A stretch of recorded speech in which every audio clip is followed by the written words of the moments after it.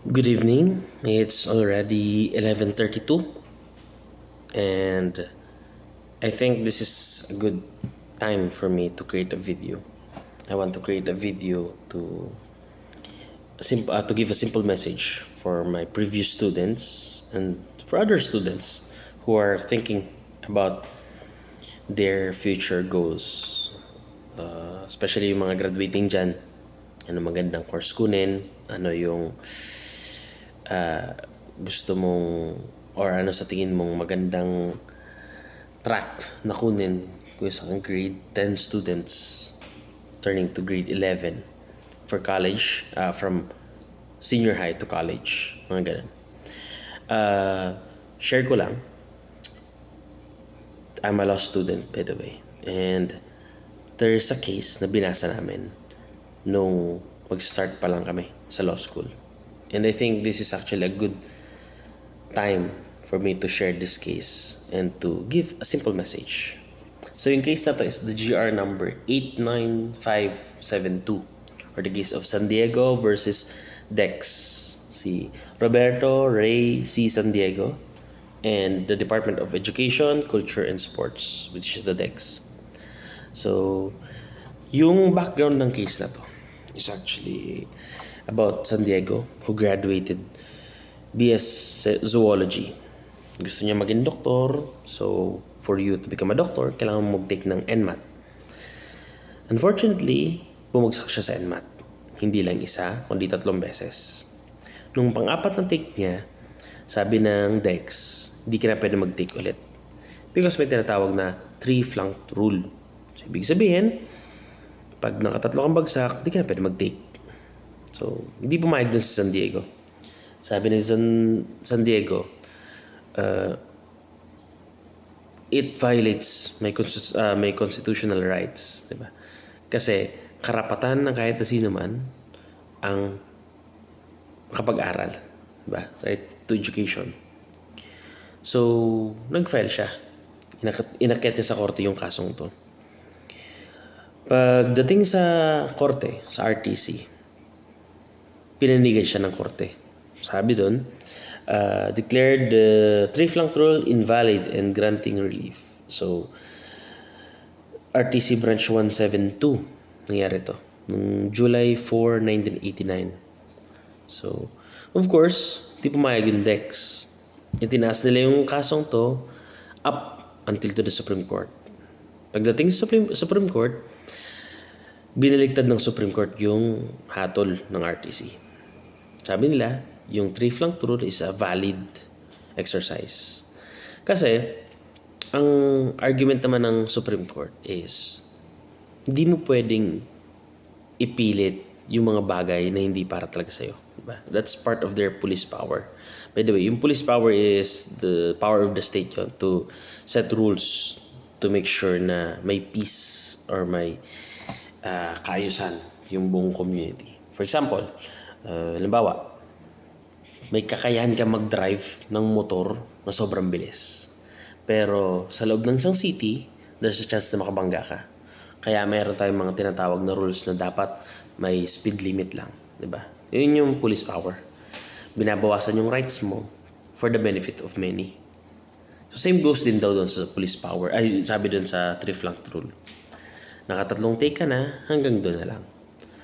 The reason of that, sabi ng korte, is because yung profession na yun is hindi naman yun basta-basta lang. Hindi naman yun dahil sa gusto mo lang pwede mo nang kunin. Diba? Hindi siya ganun. Sabi doon ng korte, kailangan natin i-delegate yung power natin or yung strength natin doon sa talagang para kung saan tayo. Diba?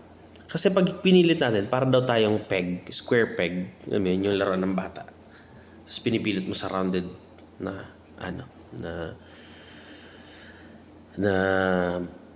butas, diba? Hindi pwede. So, sabi ng rather than sayangin mo yung time mo dun sa pagpilit sa bagay na doon ka sa part na alam mong magiging magaling ka. Diba?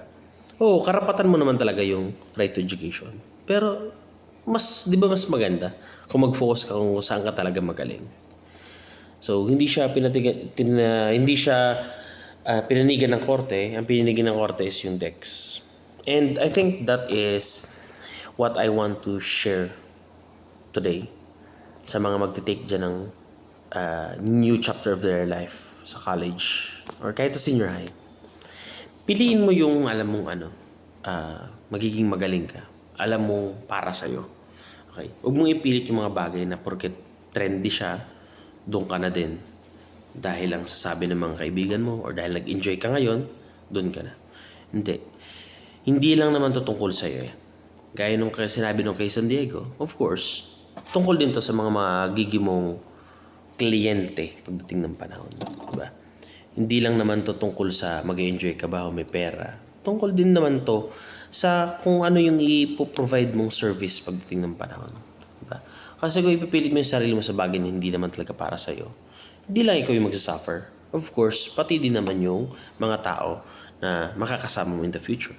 For example, gusto mo maging doktor, di ba? Pero alam mo, di ka naman talaga mahilig mag-aral. Di ka naman talaga more into details or more into, alam mo yun, human body, di ba? Hindi ka ganun ka busisi sa mga bagay-bagay. Hindi ka ganun ka delicate sa pinag-aaralan mo or ganun ka desidido, di ba? Wag.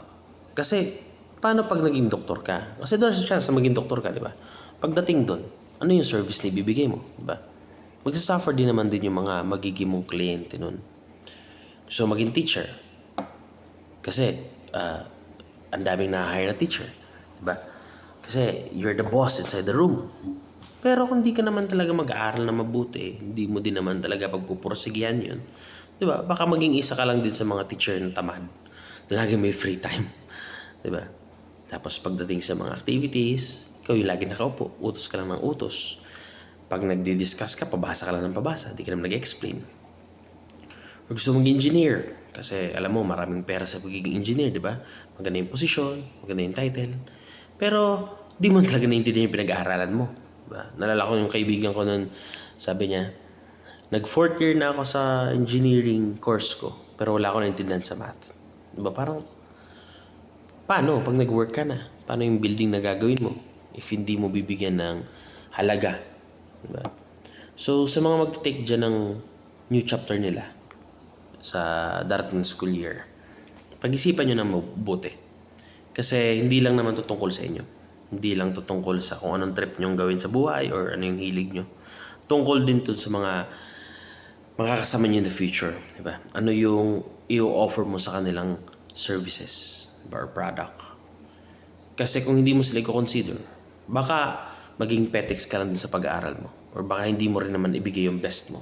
Might as well, doon ka na lang sa alam mong ibibigay mo yung best mo. Well, hindi ko sinasabing pag pinili mo yung gusto mo, di ka na mapapagod, hindi na magbago yung isip, ay hindi ka na magdadalawang isip about doon. Nangyayari naman talaga yun. Nakakapagod din naman talaga kahit anong course kunin mo.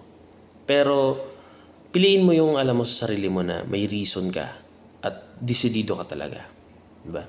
Sabi nga nung attorney na nagsalita sa amin during the classroom simulation, if you really want this, it should be shown to your action. So, pakita mo. So, meron kang 2 months to think anong course ang magandang kunin. Mag-isip ka na mabuti. At pag kinuha mo na siya, ay tapusin mo at ipakita mo na gusto mo talaga yan. Yun lang. Thank you.